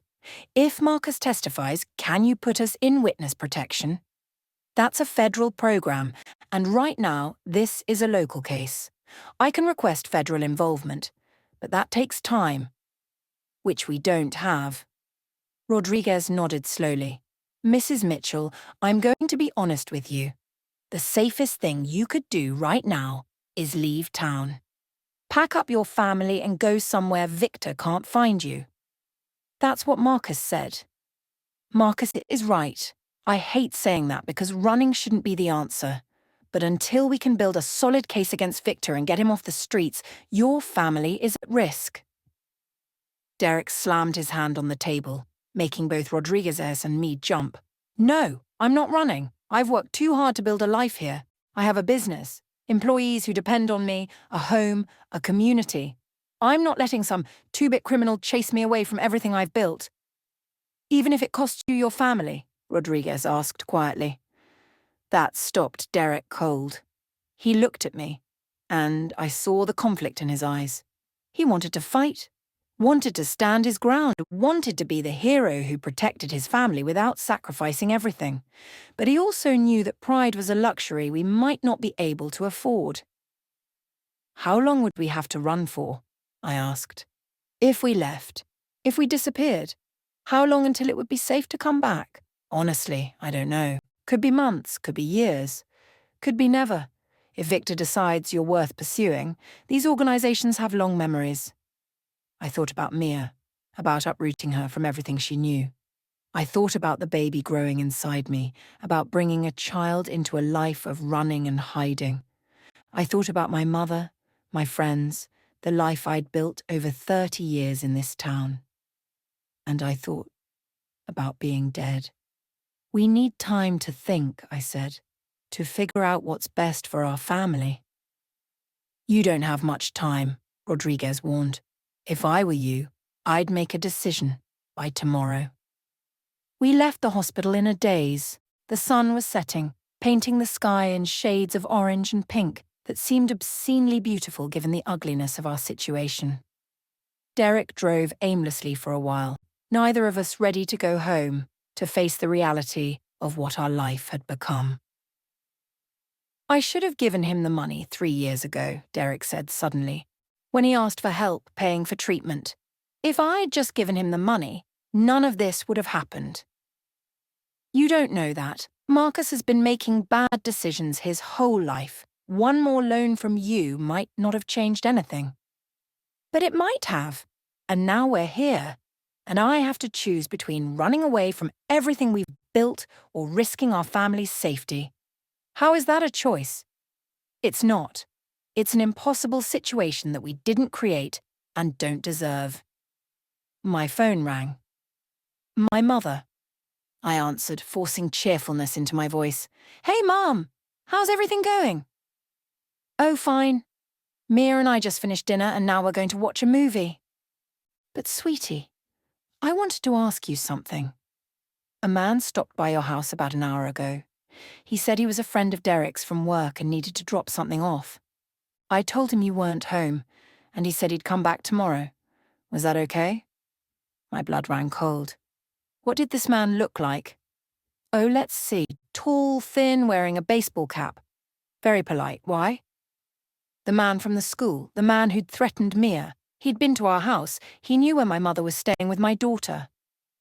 Mum, listen to me very carefully. I need you to take Mia and leave your house right now. What? Sweetie, why? I can't explain right now, but it's important. Take Mia, go to a hotel, and text me the address. Don't tell anyone where you're going. Can you do that for me? I heard the fear creep into my mother's voice, but she didn't argue. Okay, we'll leave right now. Sarah, what's going on? I'll explain everything later. Please, just go now. I hung up and looked at Derek, who'd heard every word. His face was white, his hands gripping the steering wheel so hard I thought it might break. They know where your mother lives, he said. They're watching us. They're watching everyone connected to us. We have to run, I whispered. Derek, we don't have a choice anymore. We have to take Mia and disappear. Derek didn't respond. He just turned the car around and started driving toward my mother's house. We needed to get to Mia, needed to make sure she was safe, needed to start figuring out how to disappear with a 6-year-old and a pregnant woman. My phone buzzed with a text. Unknown number. My hands shook as I opened it. The message was a photo. It showed Mia at school, taken from outside the fence, her face clearly visible as she played on the swings. Below the photo was a single line of text. Such a beautiful little girl, it would be a shame if anything happened to her. I must have made a sound, because Derek immediately pulled over again. He took the phone from my trembling hands, looked at the message, and something in his face changed. The fear, the doubt, the conflict. All of it disappeared, replaced by a cold, hard rage I'd never seen before. Call your mother back, he said, his voice eerily calm. Tell her to go to the Hilton by the airport. We'll meet her there in an hour. Tell her to pay cash and use a fake name. Derek. Do it, Sarah. We're leaving tonight. We're packing one bag each, taking whatever cash we have left, and we're disappearing. No arguments. No delays. We're gone. I made the call while Derek drove. My mother was already on the road, Mia confused but cooperative in the back seat. I told her about the Hilton, told her we'd explain everything when we got there. She didn't ask questions, just said she'd see us soon. When we got home, Derek went through the house like a man possessed. He grabbed our important documents from the safe and threw clothes into suitcases, emptied the emergency cash we kept hidden in the garage. I helped mechanically, my mind numb with shock and fear. This was really happening. We were really running. In 30 minutes, our entire lives were reduced to 3 suitcases and 2 backpacks. Derek loaded them into the car while I did one last walkthrough of the house. I stood in Mia's room, looking at her carefully arranged stuffed animals, her princess bed, the growth chart, on the wall marking every inch she'd grown since we moved in. All of it left behind. I went to what would have been the nursery, the room we'd been planning to paint and furnish for the new baby. It was empty now, just bare walls and carpet. A blank slate, like our future. Derek found me there, his hand gentle on my shoulder. We have to go. I know. We'll come back once Rodriguez builds his case, once Victor is arrested. We'll come back. Will we? He didn't answer because we both knew the truth. This house, this life, this version of us, it was over. Whatever came next, wherever we ended up, we would be different people living a different life. We got in the car and drove away from our home. I watched it disappear in the rearview mirror, watched our neighborhood fade into the distance. Neither of us looked back again. The Hilton was anonymous and sterile, exactly what we needed. My mother and Mia were waiting in the lobby, Mia clutching her favorite stuffed unicorn, her eyes wide with confusion and fear. "Mommy, Daddy, Grandma said we're going on an adventure." I picked her up and held her tight, breathing in her smell, feeling her small arms around my neck. "That's right, baby, a big adventure." "Where are we going?" Derek and I exchanged glances. "We're not sure yet," he said. "But it's going to be somewhere new and exciting." My mother pulled me aside while Derek checked us into a room. "Sarah, what is going on? Why did we have to leave my house? Why are you both so scared?" I told her everything, the whole ugly story from Marcus showing up at midnight to the threats against Mia to the decision to run. She listened without interrupting, her face growing paler with each revelation. When I finished, she was quiet for a long moment. Then she said, "I'm coming with you." "Mum, no. You have your life here, your friends, your house. And you have my granddaughter. If you're running, if Mia's in danger, then I'm coming with you." End of discussion. "Mum, Sarah, Elizabeth, don't argue with me. You're going to need help with a 6-year-old and a baby on the way. You're going to need someone you can trust, and whether you like it or not, I'm family, and family sticks together." I started crying then, the stress and fear and exhaustion all crashing down at once. My mother held me like she had when I was a child, stroking my hair and making soothing sounds. Over her shoulder, I saw Derek watching us, and I saw tears on his face too. That night, in the anonymous hotel room, we made plans. Derek had about $8,000 left after paying Victor. My mother had some savings, maybe another $5,000 she could access. It wasn't much, but it was enough to get us far away and keep us fed and sheltered for a few months while we figured things out.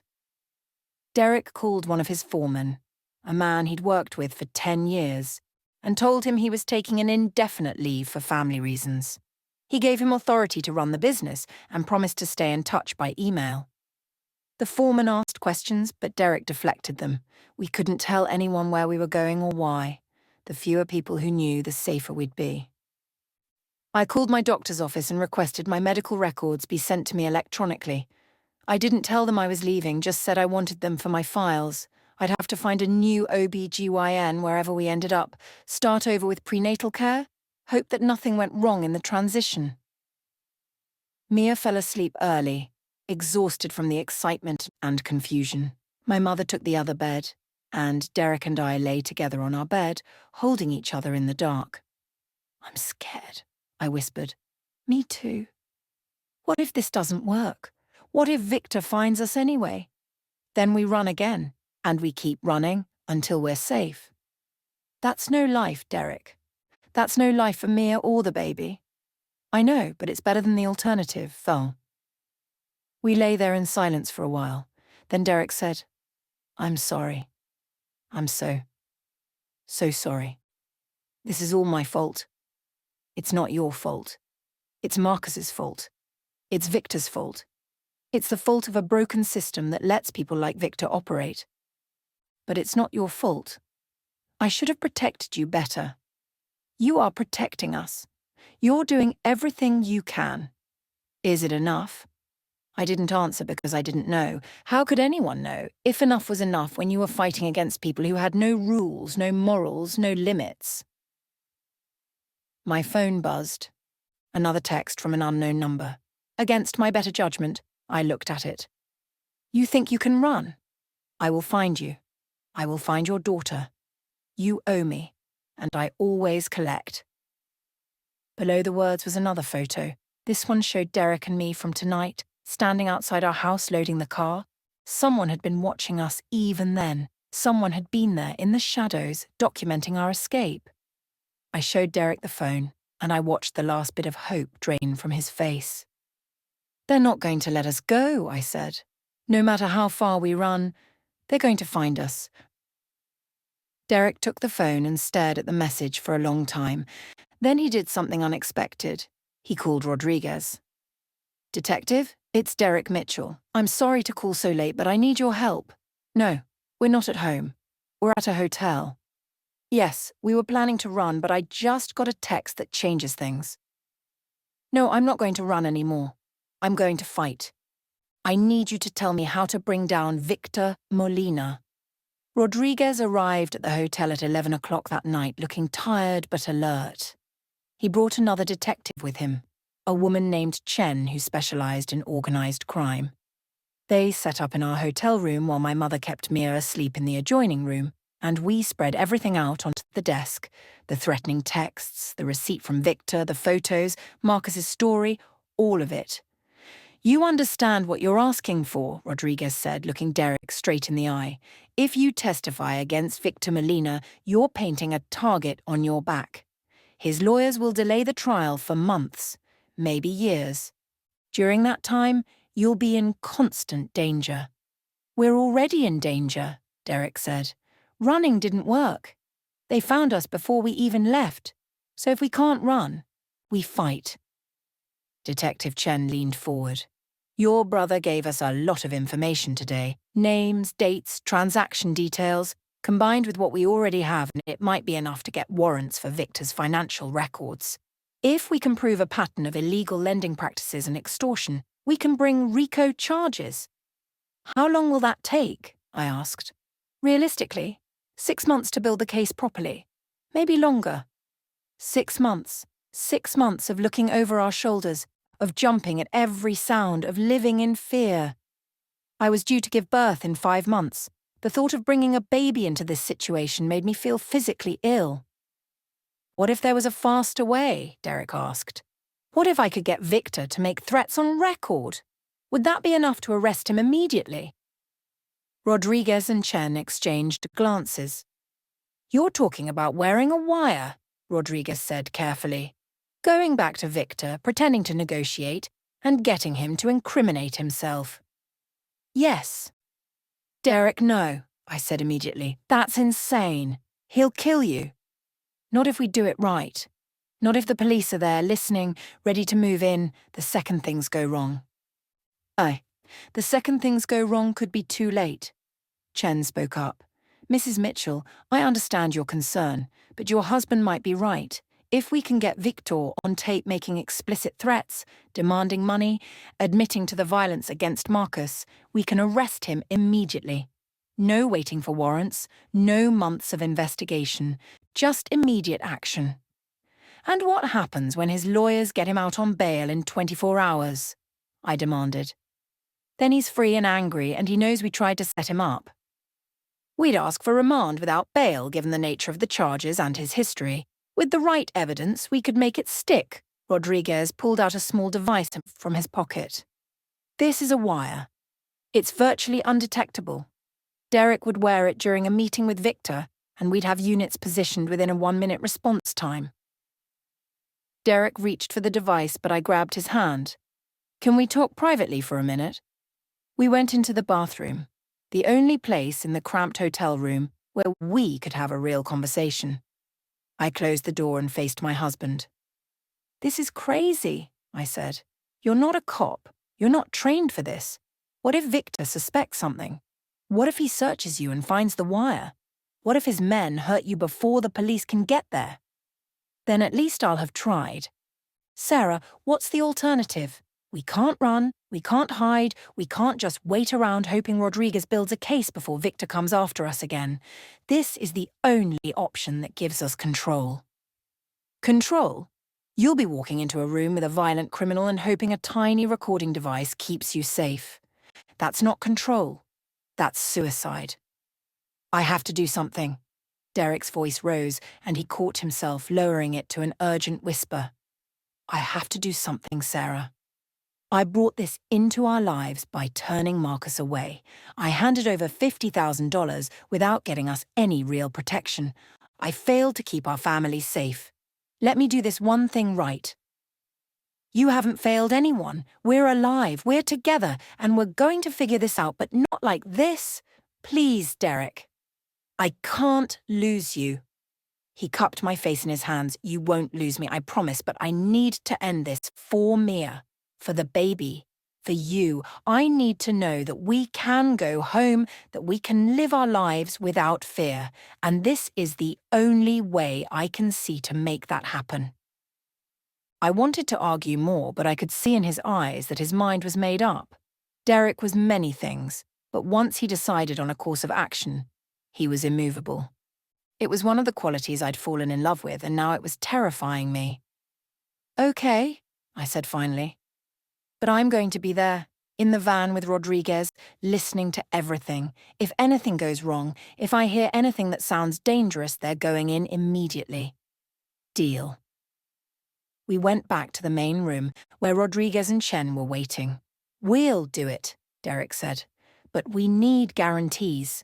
If this works, if you arrest Victor, you have to make sure he stays locked up. No bail, no deals, nothing that puts him back on the street."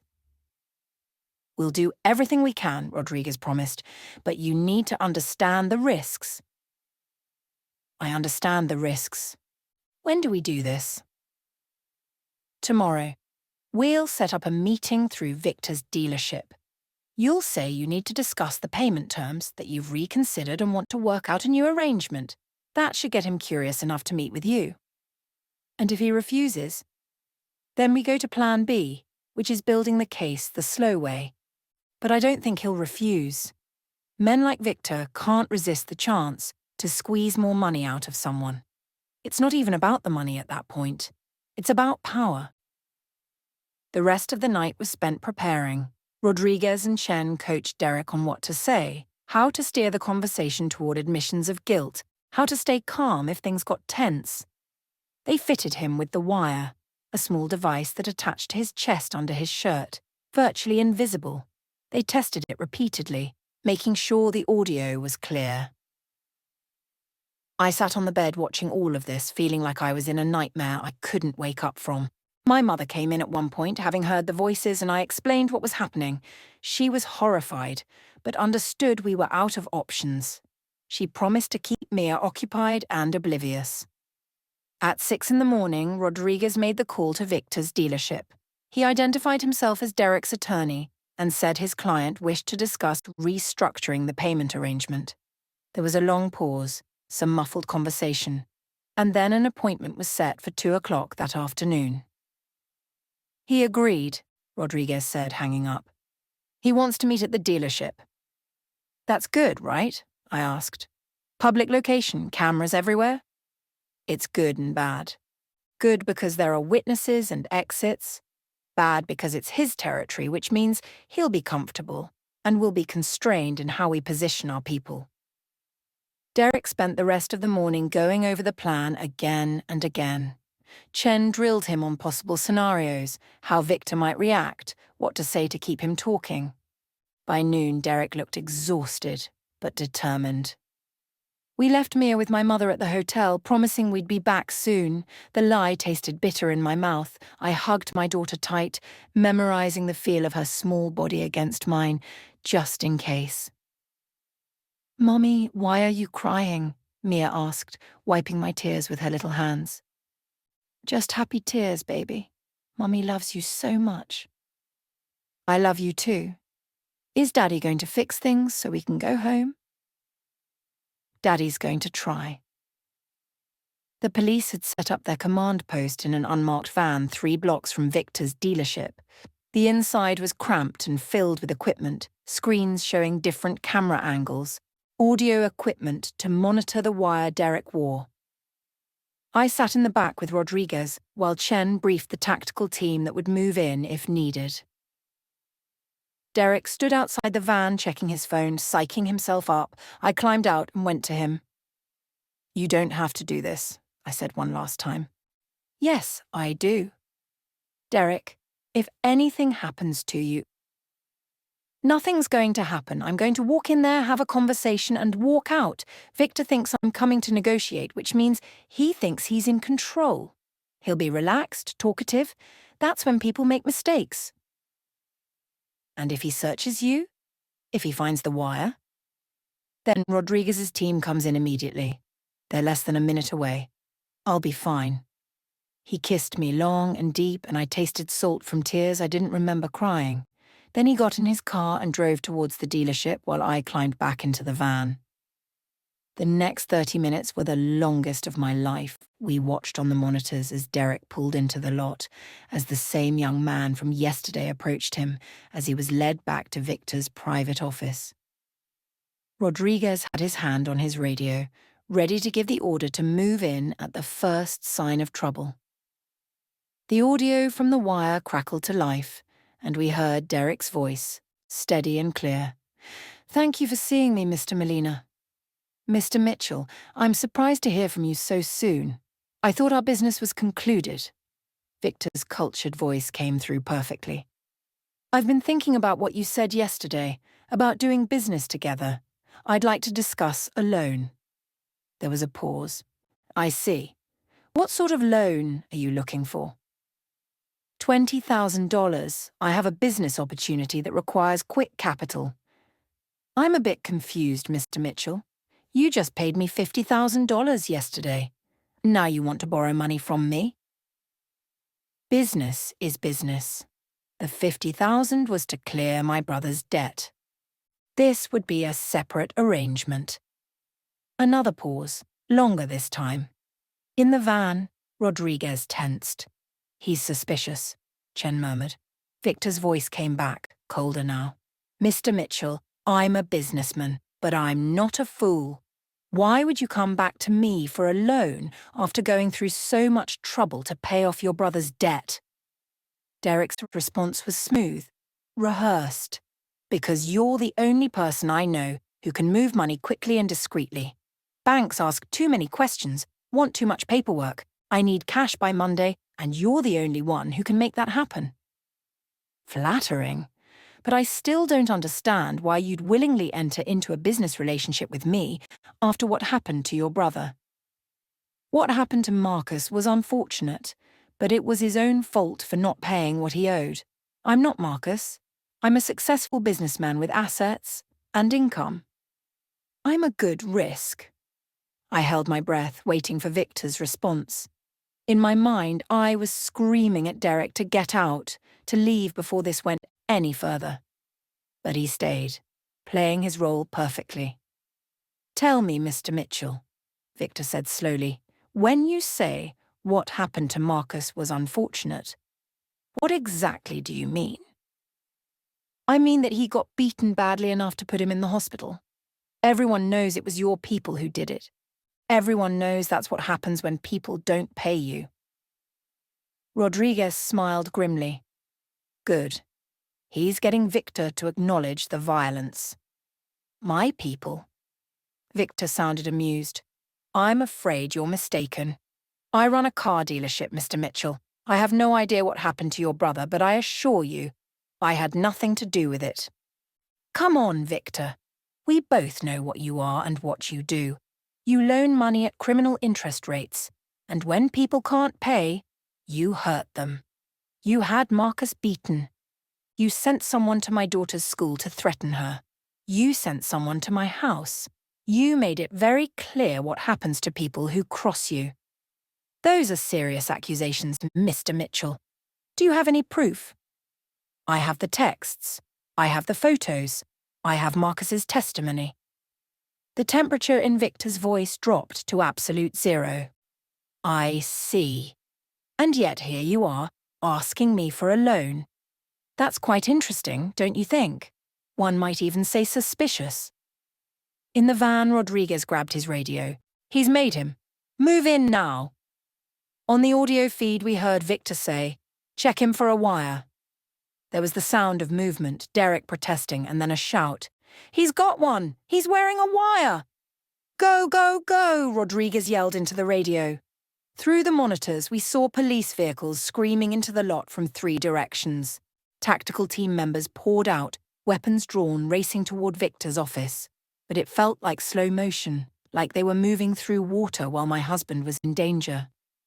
The audio was chaos now, shouting, crashing, Derek yelling something I couldn't make out, then a gunshot, impossibly loud over the speakers. I screamed. Chen grabbed me, held me back as I tried to jump out of the van. "Wait!" We don't know what happened. Let the team secure the scene. That was a gunshot. Derek was in there. Rodriguez was yelling into his radio, demanding status reports. The tactical team had breached the office. More shouting, more chaos. Then finally, "Scene secure, we need medical, one gunshot victim." The world stopped. Everything stopped. I couldn't breathe, couldn't think, couldn't do anything but stare at the monitor, showing police officers flooding in and out of that office. "Who was shot?" Rodriguez demanded. "Is it Mitchell? Is it Victor?" A voice crackled back. "It's Victor. He pulled a gun when he heard us coming. Mitchell tackled him. They struggled. The gun went off. Victor took the round in the shoulder. Mitchell is unharmed." I collapsed against the van wall, my legs giving out. Chen caught me, lowered me to the bench. "He's okay," she said. "Your husband is okay." I was sobbing now, great heaving sobs of relief and residual terror.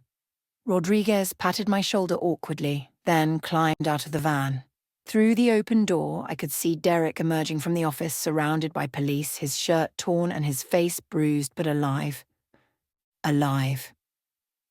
I ran to him. I didn't care about protocols or crime scenes or anything else. I ran across that parking lot and threw myself into his arms, and he held me so tight I could barely breathe. "I'm okay," he whispered into my hair. "I'm okay, I'm okay, I'm okay. You were shot at. He pulled a gun on you. But he missed. I'm fine. It's over, Sarah. It's really over." Around us, the police were arresting Victor's employees, securing evidence, documenting everything.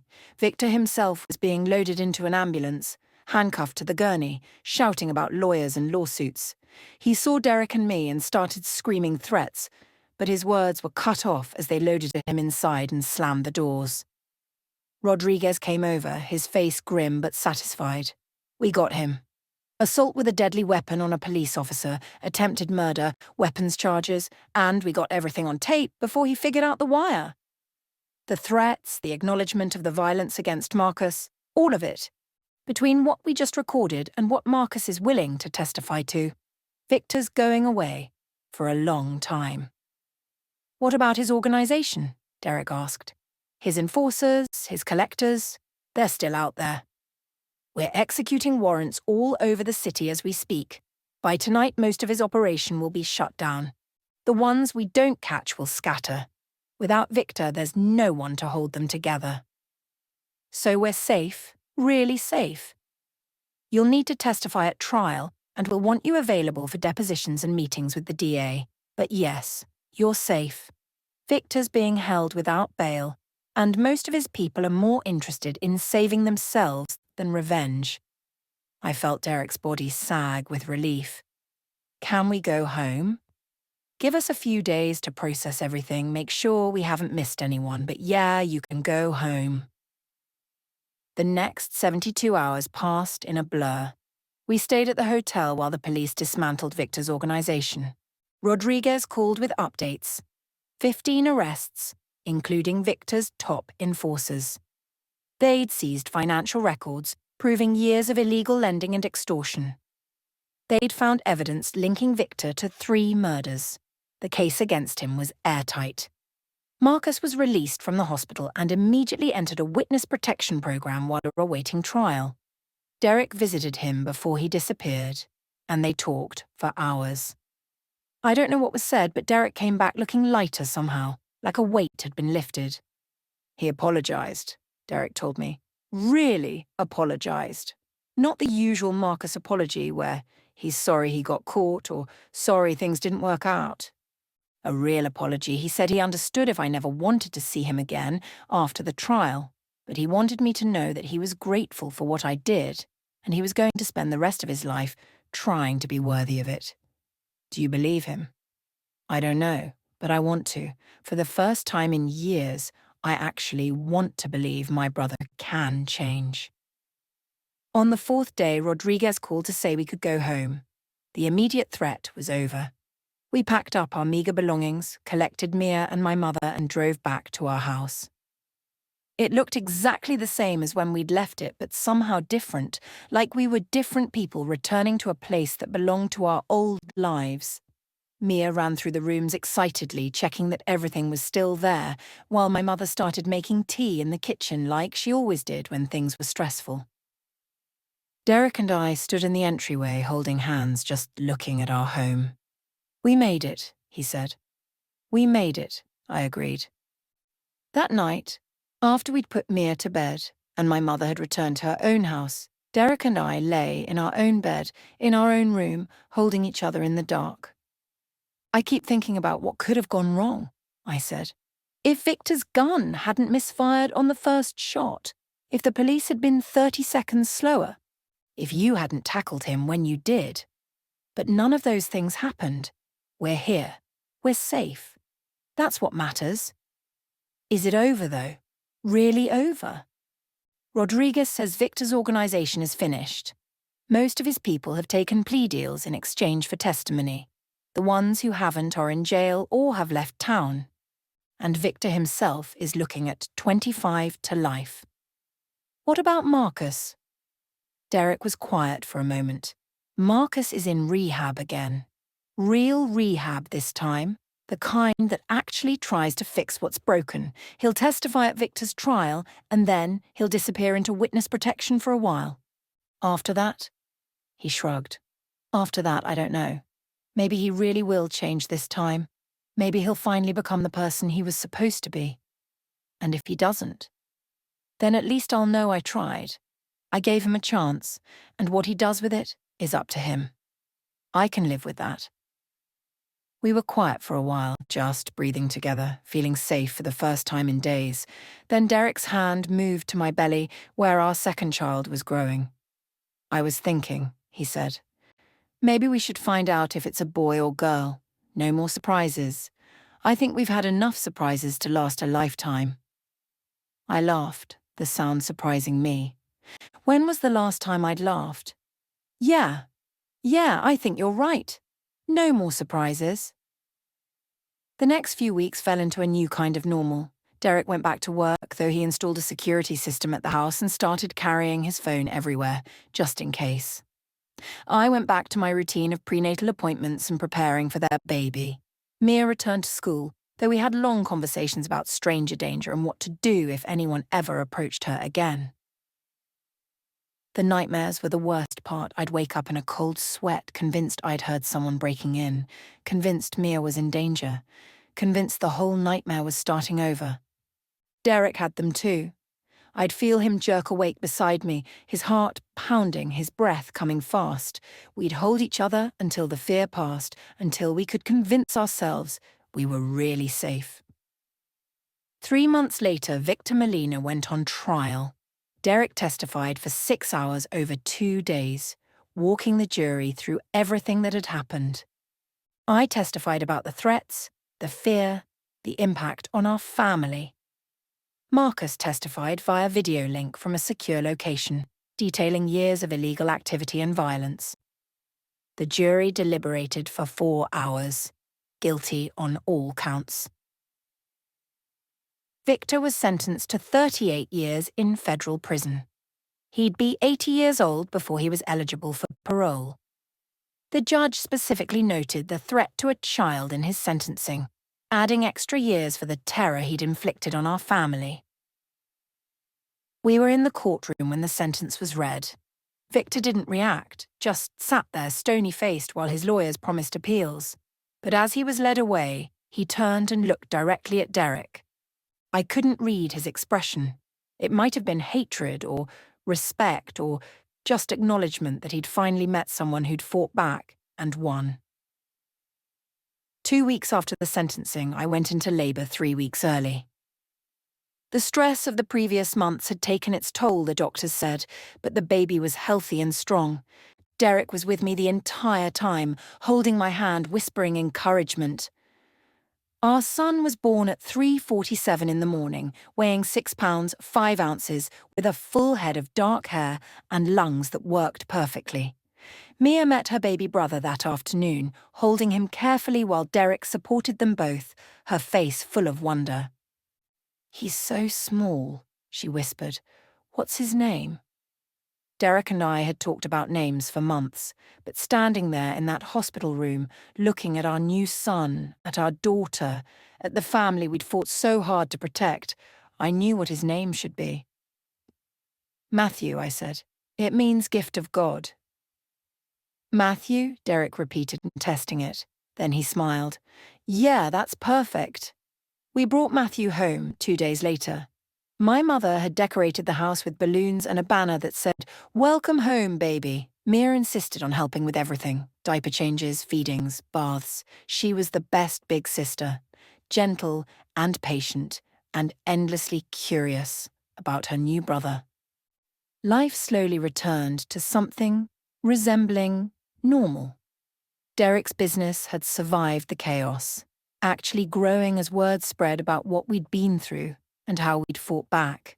People respected that. They wanted to work with someone who'd stood up to evil and won. Marcus completed his rehab program and entered a halfway house. Derek started visiting him once a month, rebuilding their relationship slowly, carefully. It wasn't easy, and there were setbacks, but Marcus seemed genuinely committed to change this time. He got a job at a grocery store, started attending meetings regularly, even began volunteering at a youth center, talking to at-risk kids about the dangers of addiction. 6 months after Victor's sentencing, Rodriguez called with news. 3 more members of Victor's organization had been arrested, including the man who'd approached Mia at school. The man who'd beaten Marcus had taken a plea deal and was testifying against the others. The organization was truly finished, scattered to the winds. "You can stop looking over your shoulder now," Rodriguez said. "It's really over." And slowly, carefully, we did. We stopped jumping at every noise. We stopped checking the security cameras obsessively. We started to believe that maybe, just maybe, we could have a normal life again. A year after Matthew was born, we had a barbecue in our backyard. Friends, family, Derek's employees, all gathered to celebrate Matthew's first birthday. Mia ran around playing with the other kids, her laughter bright and clear. My mother held Matthew while he smashed his face into a cake, getting frosting everywhere.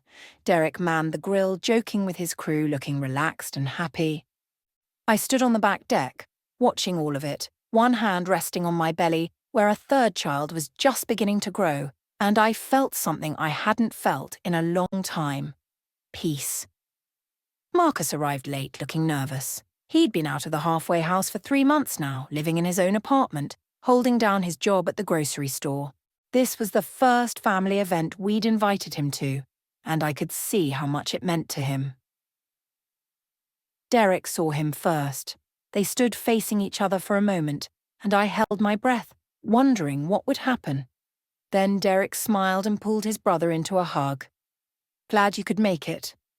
"Wouldn't miss it," Marcus said, his voice thick. "Thanks for inviting me." "Your family. You'll always be family." I watched them walk into the backyard together, watched Derek introduce Marcus to people, watched Marcus kneel down to talk to Mia, who threw her arms around her uncle's neck. It wasn't perfect. We'd never forget what had happened, never stop being cautious. But it was something. It was a beginning. That night, after everyone had gone home and the kids were in bed, Derek and I sat on the back deck, watching the stars come out. "You know what I realized today?" Derek said. "I spent so many years angry at Marcus, angry at what he'd become, angry at what he'd put us through. And all that anger didn't change anything. It just made me bitter. You had a right to be angry. Maybe. But what good did it do? Marcus didn't get better because I was angry. He got better because someone gave him a reason to change, and then he chose to do the work. All my anger did was make me miserable and drive a wedge between us." "So what are you saying?" "I'm saying that I'm letting it go. The anger, the resentment, all of it. What happened? Happened. We survived it. We're stronger for it. And now we move forward. No more looking back." I leaned against him, feeling the steady rhythm of his breathing. "I can live with that." "Good, because I have plans for us. Big plans. I want to expand the business, maybe open a second location. I want to take the family on a real vacation, somewhere tropical, where Mia can play on the beach and Matthew can see the ocean. I want to build that addition we talked about, give each kid their own room. I want to live, Sarah. Really live, not just survive. Sounds perfect. Yeah? Yeah. We sat there until late into the night, making plans, dreaming dreams, rebuilding the future that had almost been taken from us. And for the first time since Marcus had knocked on our door at midnight all those months ago, I felt truly hopeful. The nightmares still came sometimes. The fear still lurked in quiet moments. But we were healing. Day by day, moment by moment, we were healing. And that was enough. 3 years later, I stood in almost the same spot on the back deck, watching another birthday party. Matthew was 4 now, running around with his older sister and younger brother, all 3 of them shrieking with laughter. Derek's business had indeed expanded, and we'd built the addition. Marcus was there with his fiancée, the woman he'd met in recovery, both of them sober and happy and planning a wedding. Rodriguez came by occasionally, checking in, making sure we were okay. Victor was still in prison and would be for decades. The others from his organization were either incarcerated or had disappeared into obscurity. We'd survived. Against all odds, against all reason, we'd survived. And not just survived, we'd thrived. As I watched my family laughing and playing, watched Derek flip burgers while Marcus told some animated story to the assembled crowd, watched my mother teaching Mia how to paint, watched my 3 beautiful children running through the grass, I felt a gratitude so profound it brought tears to my eyes. We'd been tested by fire and come through stronger. We'd faced evil and refused to break. We'd been given a second chance at normal life, and we weren't going to waste it. Derek caught my eye across the yard and smiled, that same smile that had made me fall in love with him 13 years ago. He mouthed, "I love you," and I mouthed it back. Whatever came next, whatever challenges life threw at us, I knew we'd face them together. We'd proven we could survive anything. And that was the greatest gift of all.